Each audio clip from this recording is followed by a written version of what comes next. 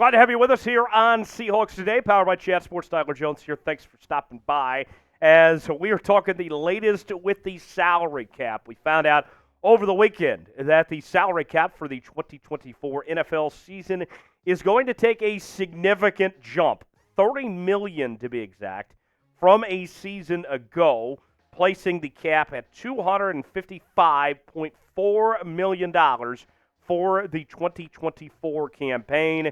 And that is great news for the Seattle Seahawks, who found themselves with a bit of cap issues heading into the offseason and with a number of free agents. We'll break down what this all means for the Seattle Seahawks, and I'll give you my blueprint for how the Seahawks should approach the offseason with this money they now have in hand. We'll go over all that coming up in just a matter of moments. Before we do, since we're talking free agency, they got me thinking, I want to know, who do you believe is the greatest Seattle Seahawks free agent signing of all time? Somebody that wasn't wearing the Seahawks uniform before they signed in free agency. Give me a name.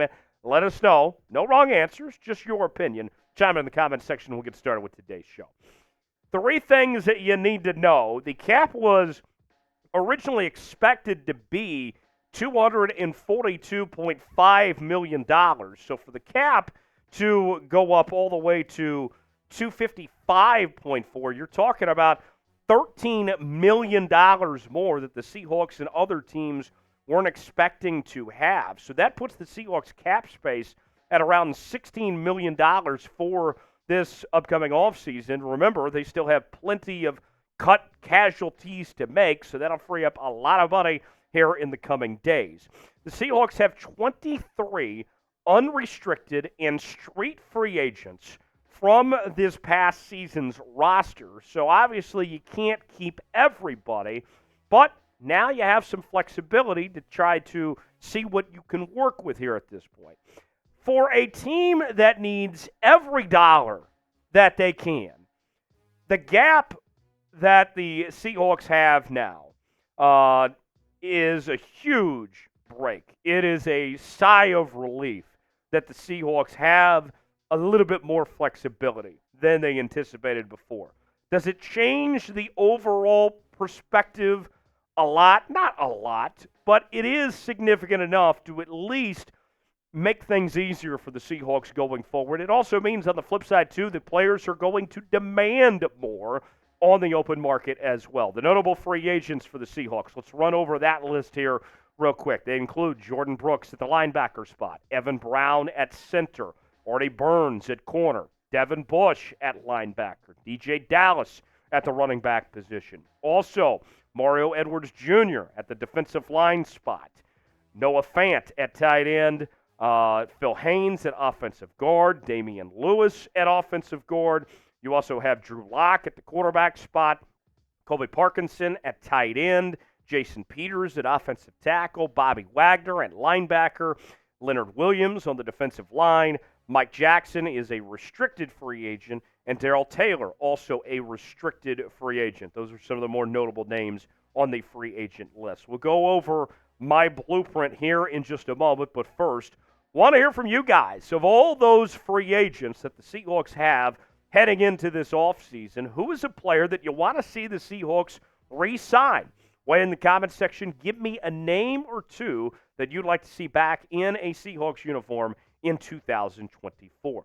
Today's show is sponsored by PrizePicks. PrizePicks, the place to go for daily fantasy made easy. Here's how it works. You choose two or more players on any given category. Get the choice of more or less. Football season may be over, but the action on the floor is heating up. Whether it's tournament season or the fight for playoff home court, there's no shortage of high-stakes basketball moments this time of year. Get in on the excitement with PrizePicks, America's #1 fantasy sports app, where you can turn your hoops knowledge into serious cash. PrizePicks even offers injury insurance so that your entries stay in play even if one of your players gets injured. For basketball games, if you have a player who exits the game in the first half and does not return the second, that player projection won't count against you, and the rest of your entry stays alive.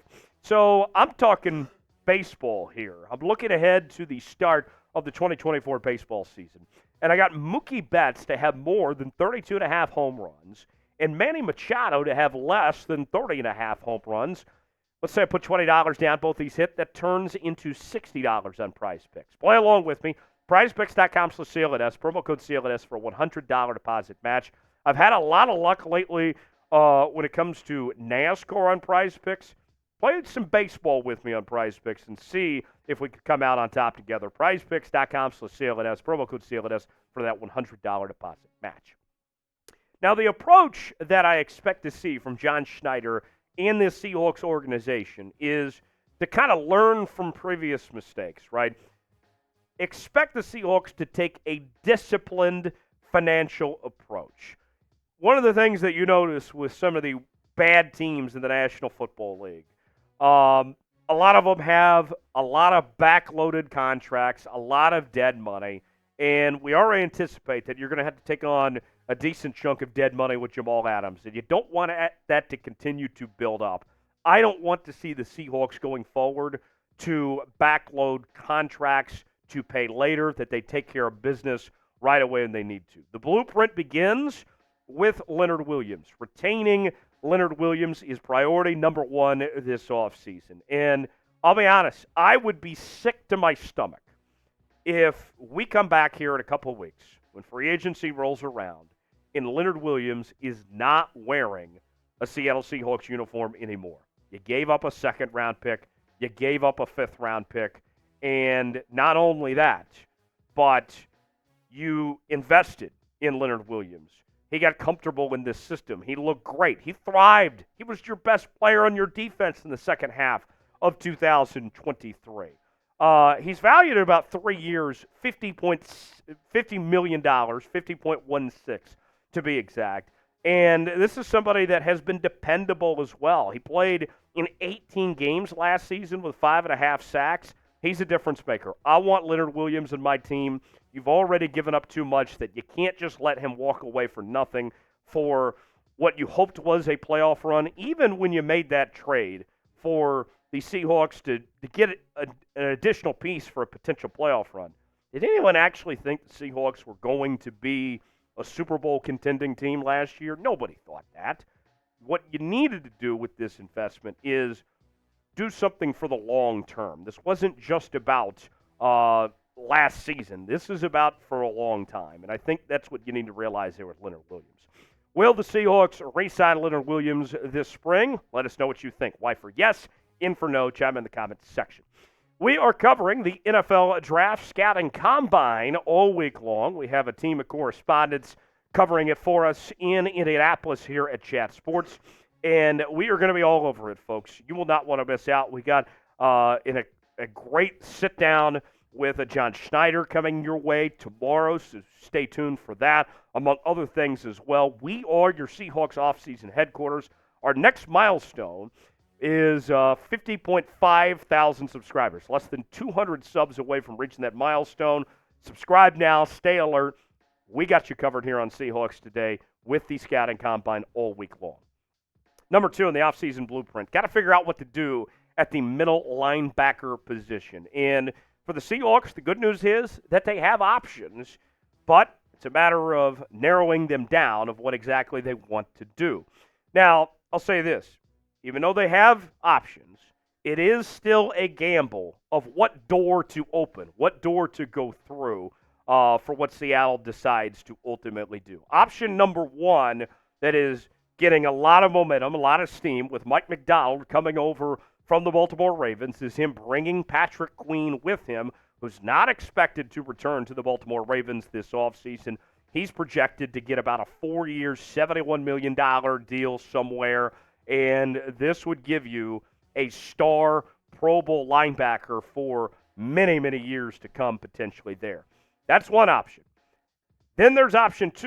You can stay internal. You can re-sign Bobby Wagner and Jordyn Brooks, and you can get both of them for about $16 million per year combined between the two. I like both players, both Bobby Wagner and Jordyn Brooks. I thought they both had a very good seasons last year between the two of them. 183 tackles for Bobby, 111 for Jordyn Brooks last year. Both of them were outstanding, I felt. But with that said, you think about this. if you decide to go with Patrick Queen, then you might not be able to bring back Bobby or Jordyn Brooks. You might have to say no to both of them potentially, right? And then you get stuck with either a young rookie alongside Patrick Queen or Devin Bush, which nobody wants. Or you go with the veterans who you know and trust, like Bobby Wagner and Jordyn Brooks potentially, and it's a lot cheaper option than Patrick Queen. What do you guys think? Which route would you go? Do you sign Patrick Queen and say bye-bye potentially to Jordyn Brooks and Bobby Wagner? What do you guys think? S for sign, P for pass. Way in the comment section. Let us know what you think. Last on our offseason blueprint, help is wanted on the offensive line. Now, there's a lot to this, but the big solution that I keep drawing myself to is on the offensive line involving the tackle and the guard spots. Hear me out on this. Abraham Lucas, there's concern about his knee holding up long term. It was a lingering issue all offseason long, right? All season long in 2023. And you look at the returning offensive linemen on this team. Lucas is back. Cross is back. You got some young cats in Olu and Anthony Bradford here. You're going to need some more bodies involved here. That's where Trent Brown comes in. And my idea, as I proposed this a couple days ago, and I'll continue to reiterate, bring in Trent Brown, have him play the right tackle spot, move Abraham Lucas to guard.